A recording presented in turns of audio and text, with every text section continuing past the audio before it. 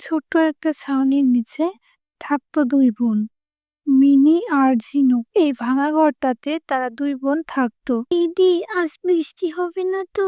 হবে তো, আমাদের কপালে সবই তো বর্ষা।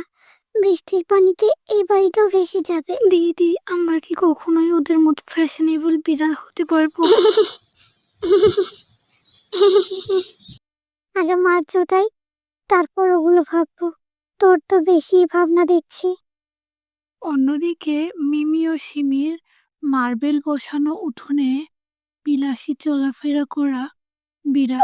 ওই কালো ছেলেরা যেন এই বাড়ির দিকে না আসে। দেখতে একটু ভালো লাগে না, দুই বোনই কালো। আমাদের তো একটুও ভালো না, ও যেন আমাদের বাড়ি না আসে। ঠিক বলেছিস দিদি, তাই না হলে পাপসও কালো হয়ে যাবে। দুই বোন দেখতে যা কালো, খুব দেখতে দেখতে লাগে। আর আমরা তো খুব সুন্দর ফর্সা, আমাদের দেখতে সবাই ভালোবাসে। আমাদের তো সবাই সুন্দরী বলে, কিন্তু ওদেরকে তো কেউ সুন্দরী বলে না। আমার খুব হাসি পায় ওদের দেখে। দুই বোন বসেছে শুধুমাত্র একটা রুটি খাওয়ার জন্য, আর এই রুটির সাথে খাওয়ার মতো কিছুই ছিল না। এই সিমি, দেখ দেখ, একটা রুটি নিয়ে এরা দুজন কিভাবে টানাটানি করবে। গরিব, এরপর তো আমরা কত কিছু খাবো, chicken burger, chicken fry, pulao, mutton, চিংড়ি কারি, মিষ্টি, ফলের রস, আরো অনেক কিছু খাবো।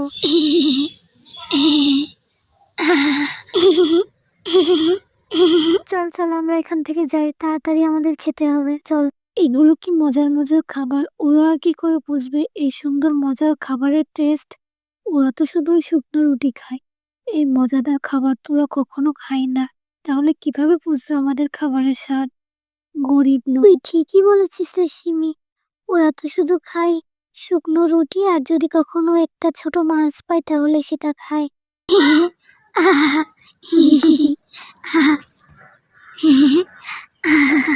কিছুক্ষণের মধ্যে খুব বৃষ্টি জেনে আসে, আর সিংহ খুব চিন্তায় পড়ে যায়।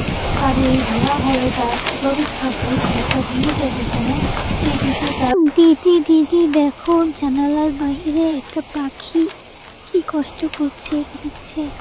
ওরও মনে হয় কোনো বাসা নেই, এই জন্য সে জানালার বাহিরে গাছের ডালে বসে ভিজছে। খুব কষ্ট পাখিটার জন্য খুব মায়া হচ্ছে আমার।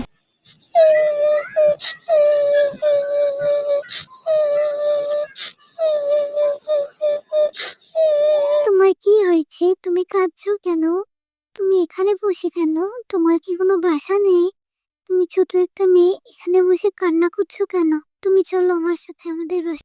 দূর থেকেই তো দেখা যাচ্ছে দিদির সাথে কে একটা আসছে, কিন্তু দিদির সাথে আবার কে আসবে? আমাদের তো সেরকম পরিচিত কেউ নেই। দিদি, ওটা তোর সাথে কে? তুই কাকে নিয়ে এসেছিস বাড়িতে? আর তুই ওকে আমি দেখছি রাস্তায় বসে একা একা কান্না করছে, ওর বাবা মা কেউ নেই, এই জন্য তোকে আমার সাথে করে আমাদের বাড়িতে নিয়ে এলাম।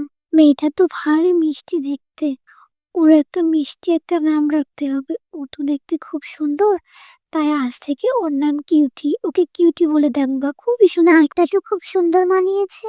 আজ থেকে আমরা তিনজন একসাথে ভাঙা বাড়িতে থাকবো।